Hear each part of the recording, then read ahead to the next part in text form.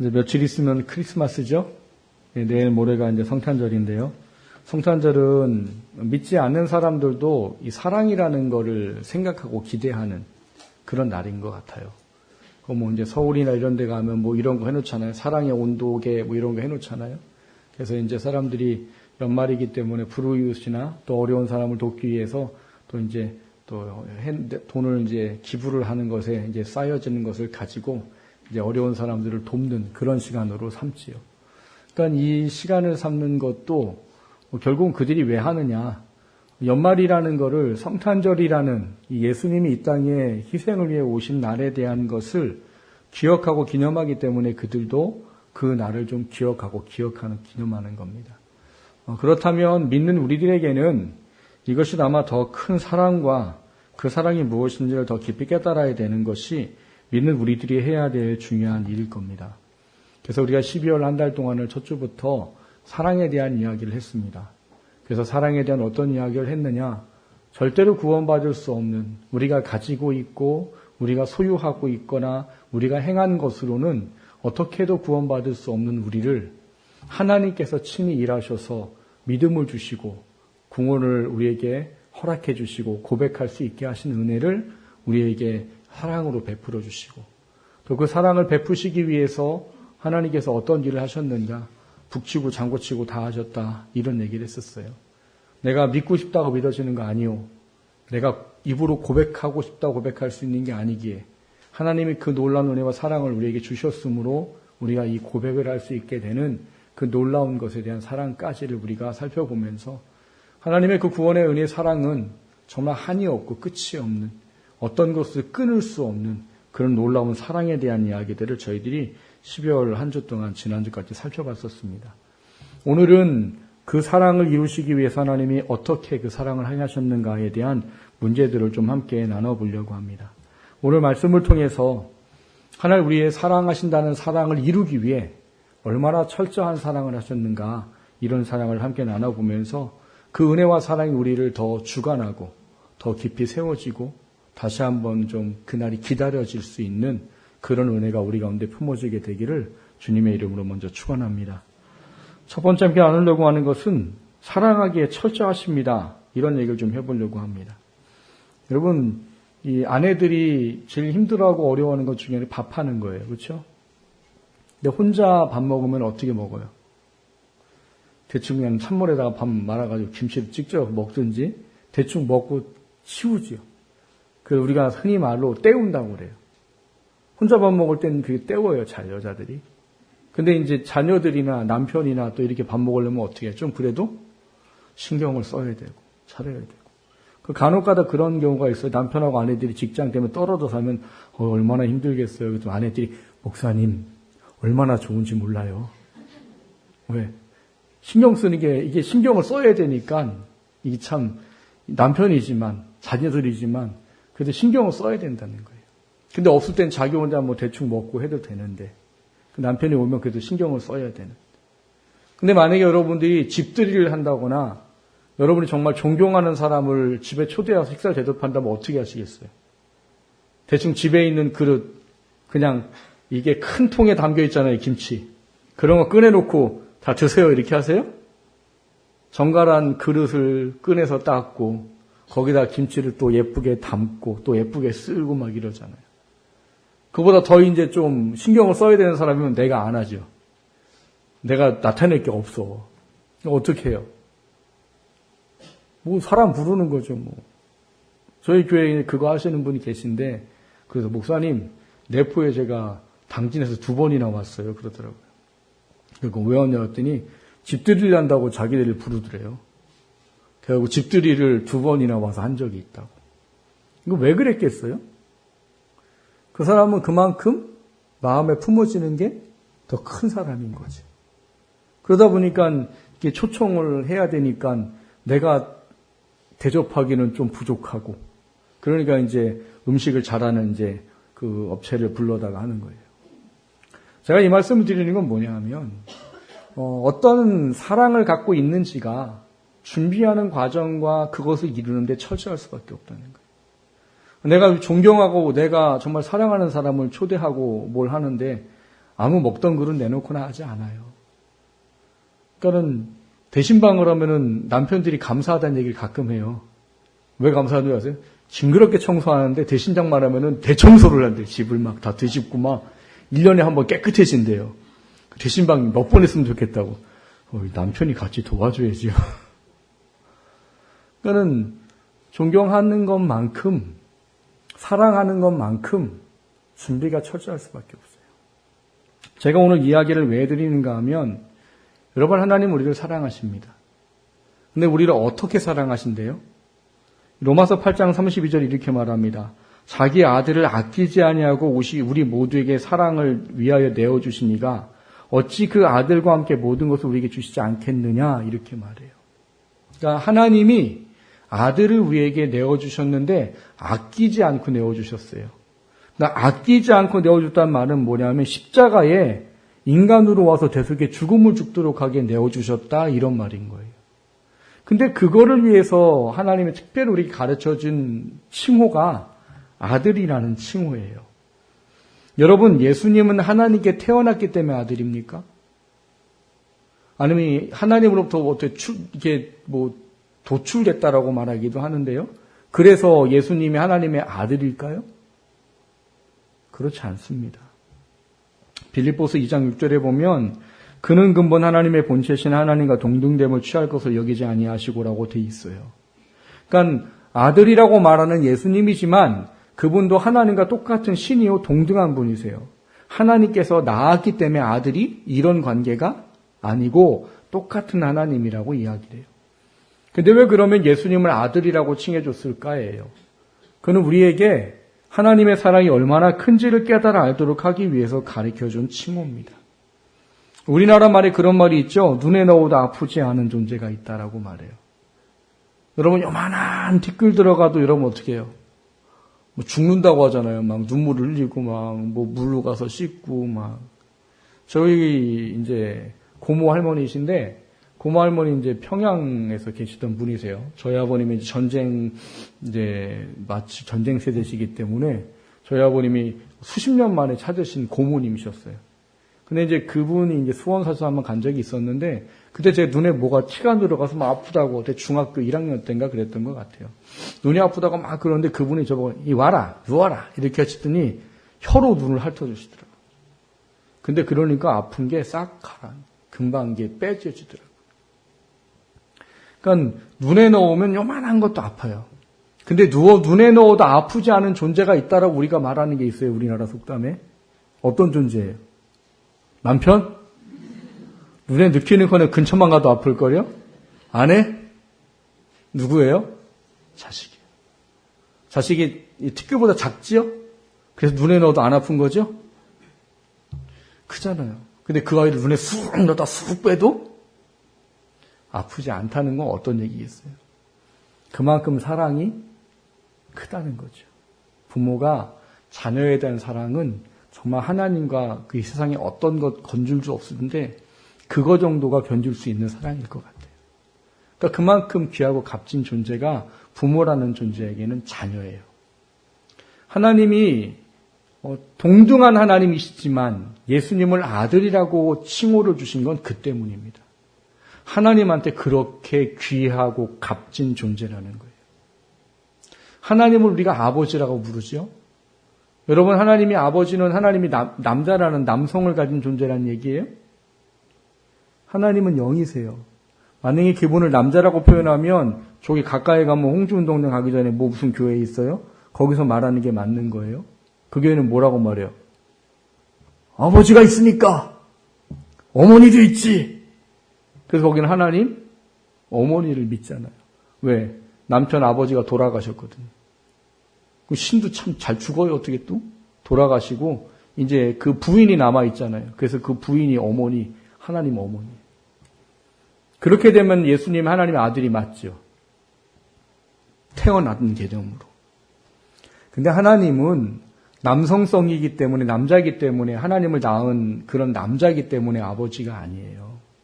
그분이 그 칭호를 가르쳐 준 건 우리에게 하나님이 어떠한 분인지를 깨달아 알도록 하기 위한 이미지를 그려준 거예요. 이미지. 그대로 가면 갈수록 누군가를 먹이고 지키고 보호할 수 있는 존재는 아버지밖에 없습니다. 그래서 아버지라는 호칭을 가르쳐 준 거예요. 나는 너희들에게 아버지야 라고 말하면 뭘 알라는 거예요. 너희 아버지가 너희를 지키고 먹이고 보호하듯이 나도 너희를 먹이고 지키고 보호하는 그런 존재야. 이걸 알도록 주신 거예요. 또 한 가지는 뭐예요?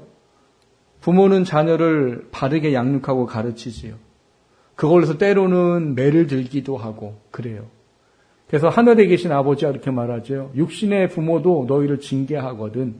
하늘에 있는 아버지가 너희를 징계하지 않는다면 너희는 사생자요. 하나님의 자녀가 아니다 이렇게 말해요. 그러니까 하나님이 아버지라는 칭호를 주신 건 그분이 우리에게 어떠한 분인지를 알라고 이미지화시켜 준 것이요. 예수님을 아들이라는 칭호를 주신 건 그분이 그 사랑이라는 것 안에 어떤 것을 우리에게 가르치기 위한 칭호로 주신 거예요.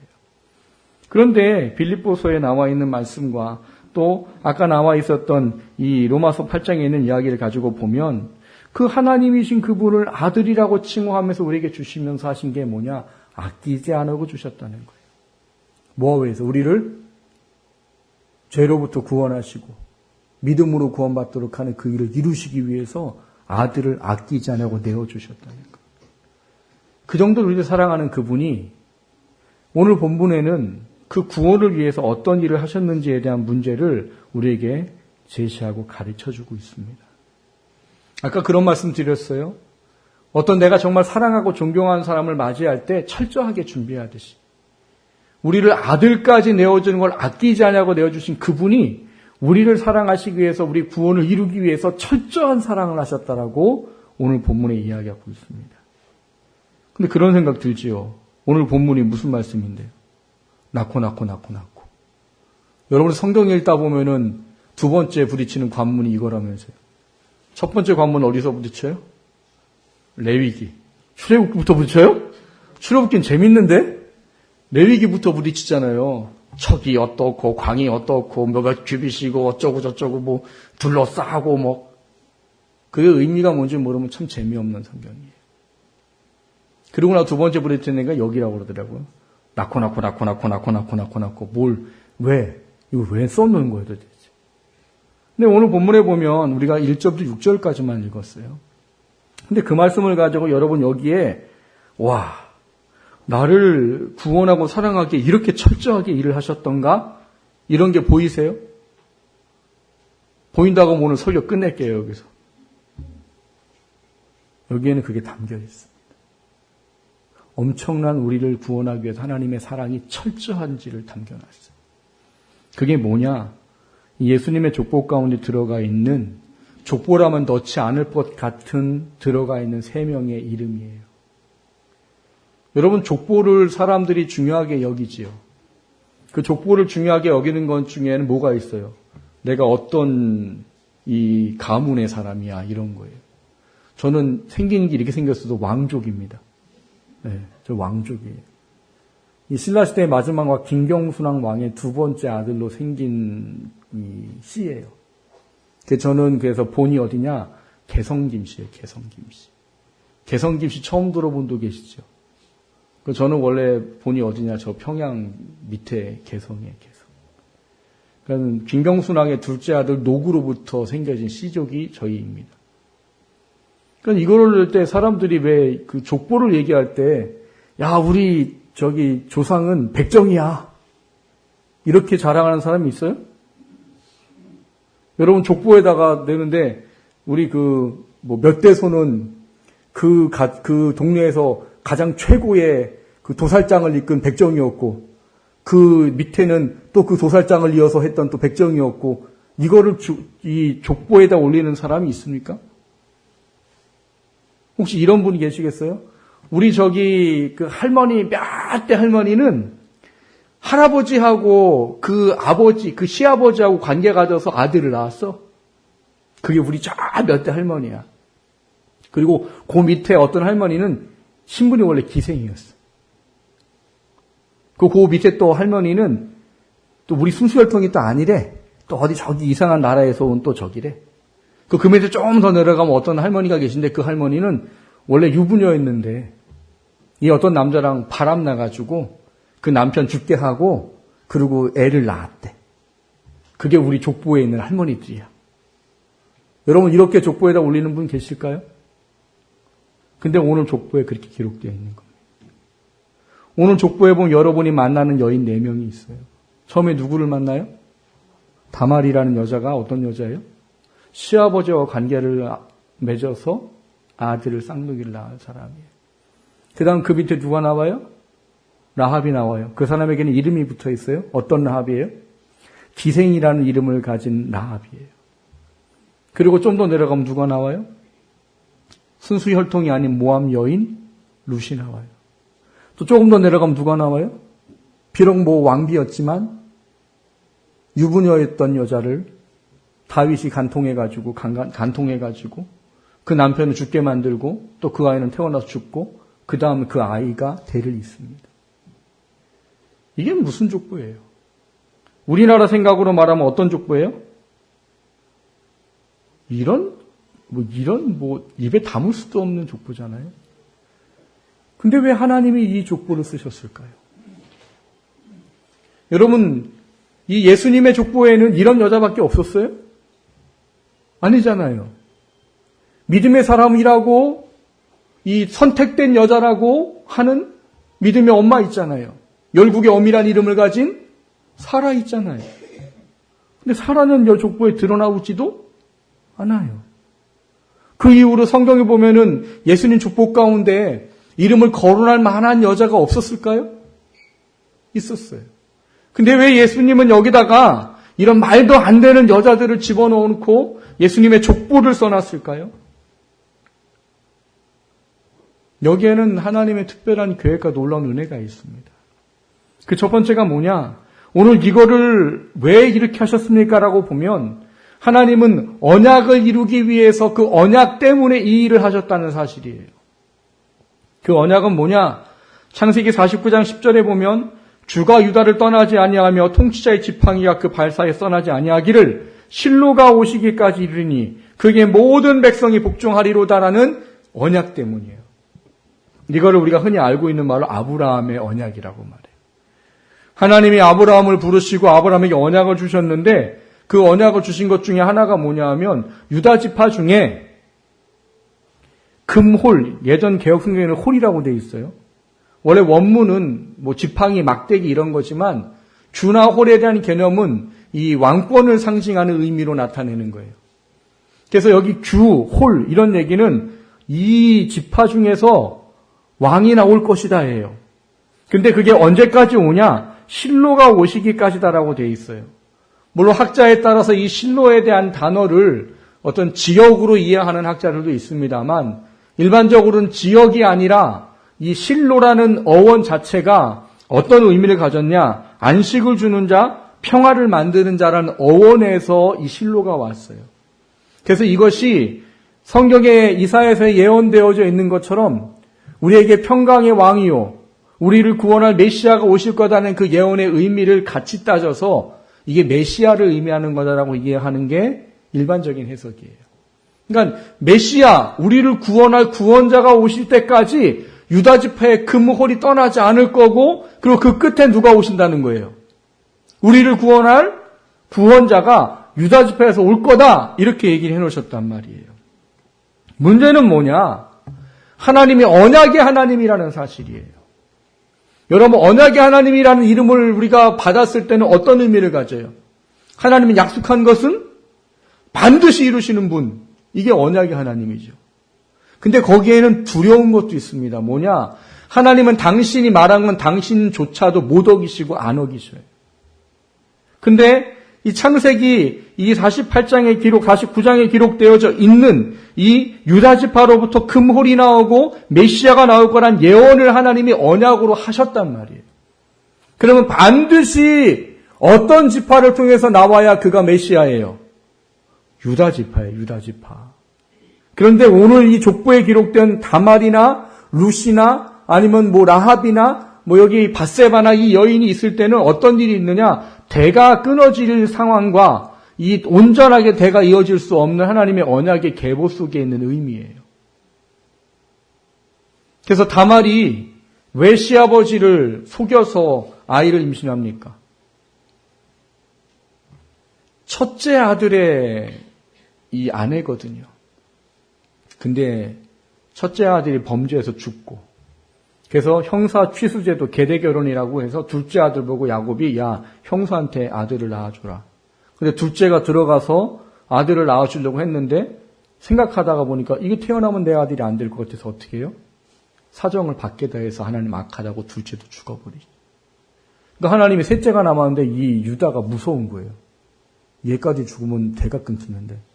그래서 야 집에 가서 수절하고 있어라. 얘 내가 크면 내가 보내주마. 근데 이미 시간이 지나서 컸는데 보내줘요, 안 보내줘요? 안 보내주죠.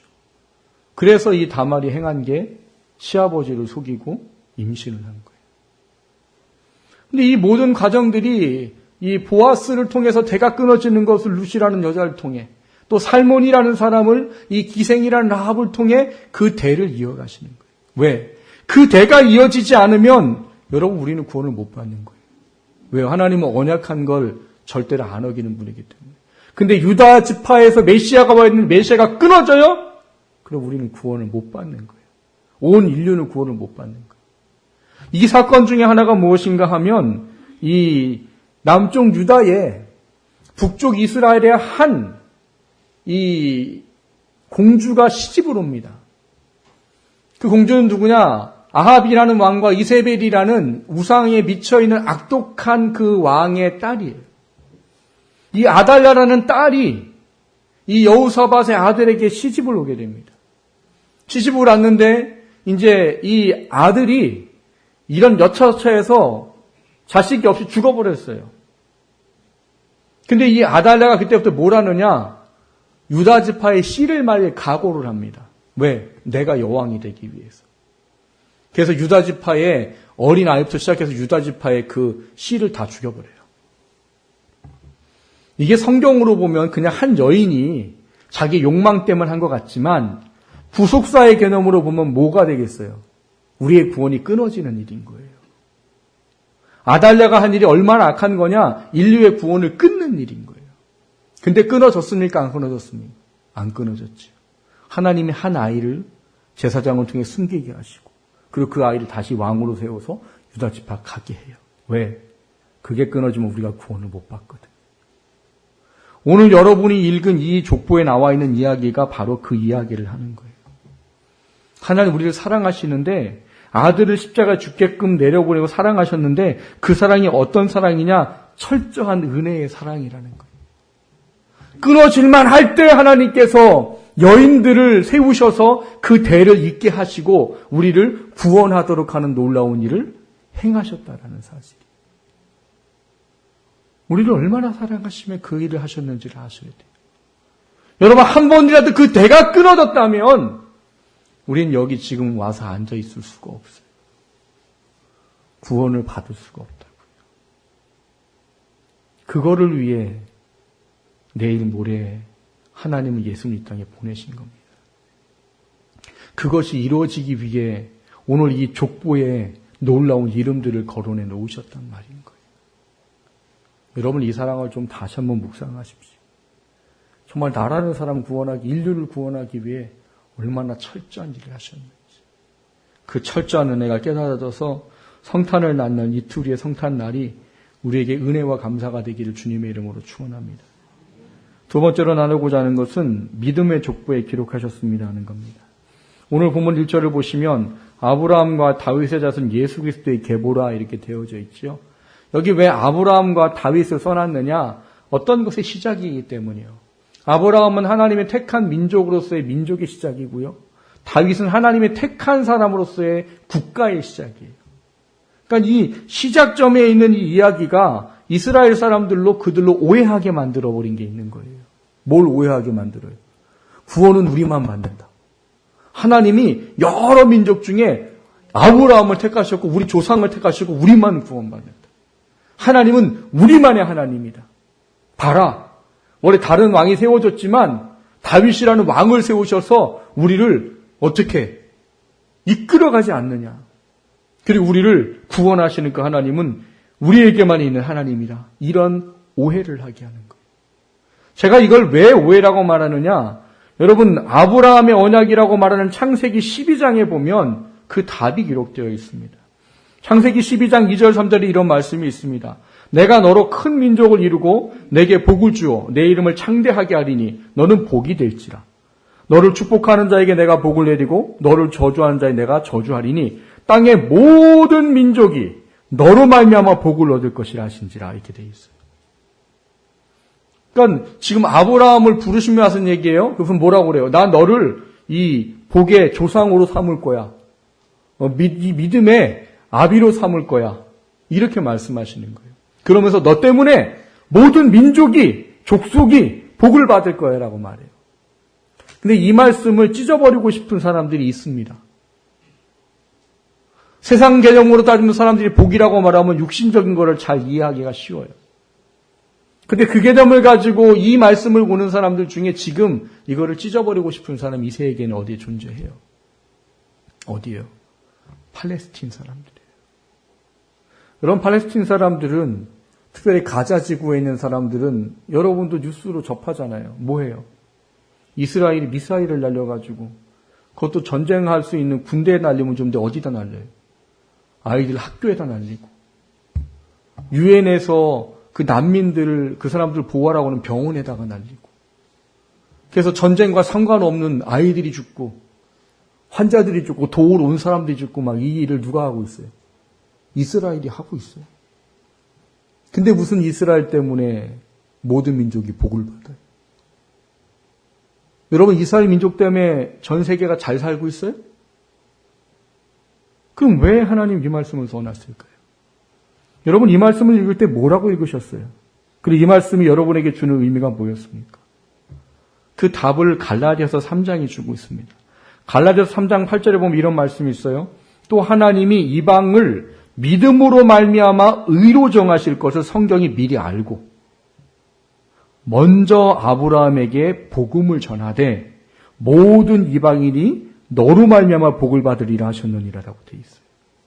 지금 하나님이 창세기 12장 3장에 너로 말미암아 모든 민족이 복을 받을 것이라고 말하면서 이 갈라디아서 3장에는 뭐라고 말해요? 먼저 아브라함에게 복음을 전하되라고 되어 있단 말이에요. 그러니까 하나님이 너를 복의 근원으로 삼겠다, 복의 조상으로 삼겠다고 말한 게 복음이었다는 거예요. 복음. 근데 그 복음이라는 게 뭐예요? 3장 8절 앞에 보면 이방을 믿음으로 말미암아 의로 정하실 것에 대한 이야기래요. 우리가 지금 12월 한 달 동안 첫째, 둘째, 셋째 주 동안 그 오직 믿음으로 말미암아 구원받는 그 이야기를 위해서 아브라함을 택할 때 복음을 주셨다라고 말한단 말이에요. 그러면 아브라함에게 주신 복음은 뭐예요? 여러분, 아브라함은 믿음의 조상이라고 말하죠. 근데 그분 이제 뭐 1월달 때부터 소용은 있겠죠? 잘 한번 읽어보세요. 그 사람이 정말 믿음의 사람인가? 믿음의 사람이 아니었어요. 하나님이 야 너로 말미암아 내가 자손을 주겠다고 했는데 아브라함이 안 믿었다고 성경에 써 있습니다. 그리고 다른 짓 했잖아요. 하갈이라는 여인을 통해서 아들을 얻죠. 근데 그게 아들이 안 되죠.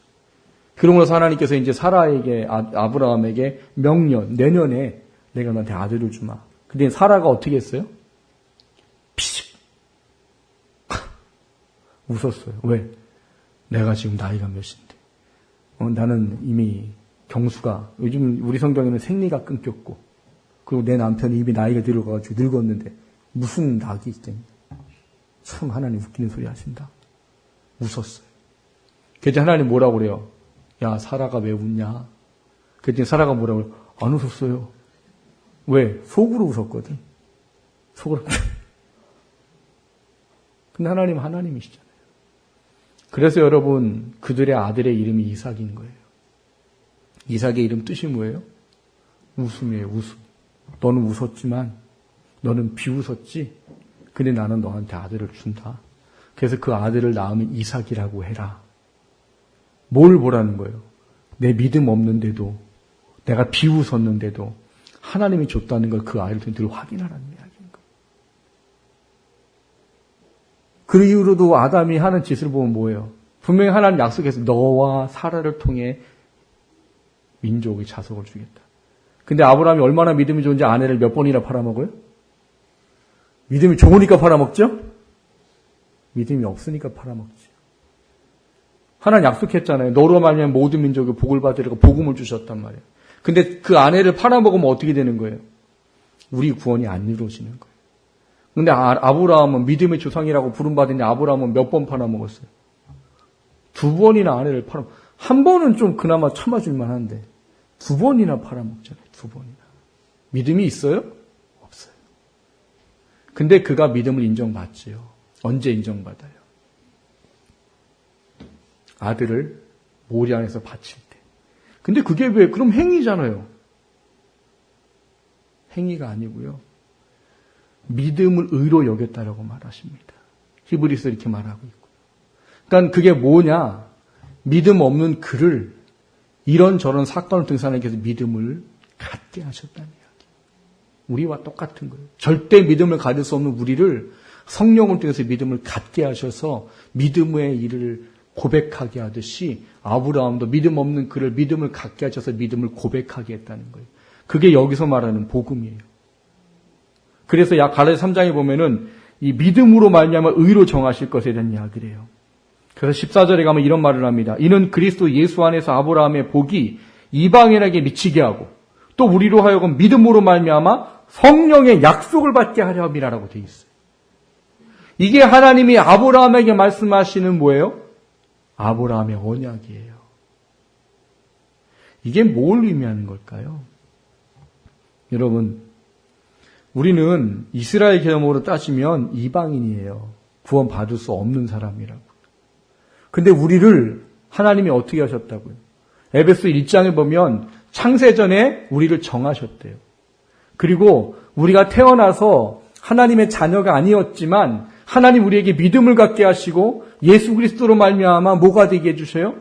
하나님의 믿음의 족보에 우리를 올려놓으셨다는 거예요. 마치 누구를요? 다말을, 기생 라합을, 모압 여인 룻을, 범죄한 밧세바를 족보에 올려놓으셨듯이 전혀 족보에 올라갈 수 없는 우리를 그 족보에 올려놓으셨다라고 말하는 거예요. 여러분, 우리가 가진 것으로 우리가 예수님의 족보에 올라갈 수가 있습니까? 족보 법상으로 올라갈 수 없어요. 그래서 하나님은 이거에 대해서는 부분을 뭐라고 말씀하시느냐? 내가 너를 양자를 삼았다라는 개념으로 말해요. 교리를 배우다 보면 구원의 서정이라는 부분에 수양이라는 부분이 나옵니다. 우리가 이해하는 말로는 양자 삼음이에요. 근데 거기에 정의가 이렇게 되어 있어요. 사람을 외계의 세속적 가족으로부터 하나님의 자신의 가족 중에 전입시키는 행위라고 되어 있어요. 여러분, 택함받은 우리들이지만 예수님을 믿게 하는 성령의 역사가 있기 전까지는 다 우리는 누구의 자손에 속해 있어요? 우리가 성경에 뭐라고 써 있어요? 예수님 믿기 전에 너희는 누구를 아비라고 불렀대요? 사탄을, 마귀를 거짓의 아비라고 불렀던 사람들이 우리들이란 말이에요. 하나님이 믿는 믿음을 주기 전까지는 우리가 전부 다 세속적 외계의 가족이에요. 그게 사탄의 자녀에 있었다라는 얘기인 거예요. 택함 받은 사람들이지만 그래도 구원받기 전까지는 그 권속 아래에 있었단 말이에요, 우리를. 그런데 성령이 오셔서 믿음을 갖게 하시고 예수를 구주로 입으로 시인하게 하시는 그 놀라운 일이 있을 때 전입이 되어져서 하나님의 자녀가 되어지고 하나님의 족보의 이름이 올라가는 놀라운 은혜를 베푸셨다는 이야기인 거예요. 아까 제가 그런 말씀 드렸습니다.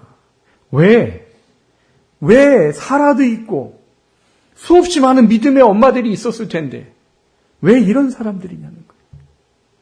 왜 하나님 꼭 이런 사람을 쓰셨습니까? 아니 좀 잘된 사람 쓸 수 있잖아요. 좀 성령에 충만하고 믿음에 된 사람을 족보에 올릴 수 있을 거 아니에요. 그 사람들 쓰시면 되잖아요. 근데 하나님이 일부러 이런 사람들을 썼단 말인 거예요. 일부러 다말이라는 여자를 썼고 일부러 기생 라합을 썼고 일부러 모압 여자 룻을 썼고 일부러 간음을 한 여인을 썼다는 얘기인 거예요. 왜 그랬을까요, 여러분? 이게 얼마나 큰 은혜인지를 아셔야 됩니다. 그런 여자들이에요.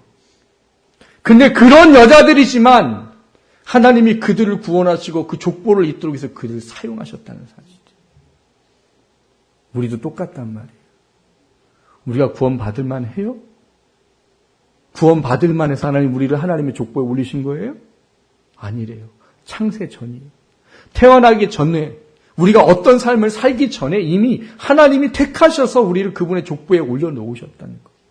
그래서 때가 돼서 우리를 예수를 믿게 하고 전혀 구원받을 수 없는 행위로든 내가 가진 거든 어떤 거로든 구원받을 수 없는 우리를 마치 이 다말이나 나합이나 룻과 같은 밧세바와 같은 그런 우리를 예수를 믿게 하시고 하나님의 족보에 올리셨다는 거. 그게 우리들이에요. 지금 여기 앉아 예배 드릴 수 있는 우리들이라고. 예수님은 그거를 위해서 이 땅에 내일 모레 오신 거예요. 그분이 이거를 완성해 놓으시기 위해. 그 완성이 있었기 때문에 우리는 지금 여기 하나님을 아버지라 부르고 예수를 주라 시인하고 하는 겁니다. 전혀 족보에 올 수 없는 우리를 그런 여자들 족보에 올리셨듯이 우리를 그 족보에 올리셨어요. 사랑하는 성도 여러분, 이게 얼마나 큰 은혜인 줄 안다면, 여러분 입양되었다면 입양된 은혜를 알아야 되는 거예요.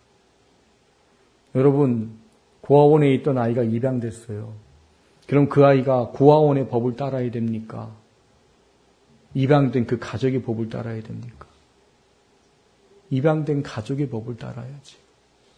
아직도 고아원의 법을 따르면 그 나를 입양한 엄마 아빠로 부르지 않고 아저씨, 선생님 이렇게 부르면 입양한 그분의 마음이 아플 수밖에 없고요. 그 부모는 열심히 사랑하고 있는데 늘 이 아이가 너무 감사합니다. 오늘 내게 밥을 주셔서 감사합니다. 선생님, 오늘 학교를 선생님, 중학교를 보내주시니 감사합니다. 선생님, 고등학교를 대학교를 보내주시니 감사합니다. 이러면 그 입양한 부모가 기쁠까요? 야, 너 참 사랑을, 이 은혜를 아는 아이구나. 이러겠어요? 가슴이 아픈 거예요. 똑같습니다. 하나님 아버지는 우리가 더 이상 육신을 위해 살지 않도록 아들을 보내시고 우리를 당신의 자녀에 입양하셨어요. 그리고 더 이상은 세상의 법을 따르지 않고 사탄의 법을 따르지 아니하고 하나님의 법을 따르도록 부르셨단 말이에요. 여러분 그분이 우리를 족보에 올리신 은혜가 무엇인지 좀 깊이 묵상하십시오. 그 성탄을 맞는 그날에 나를 족보에 올리신 그 놀라운 은혜와 사랑 때문에 그 족보에 올려진 삶으로 살아가기를 소망하고 다짐하는 우리가 되기를 주님의 이름으로 축원합니다.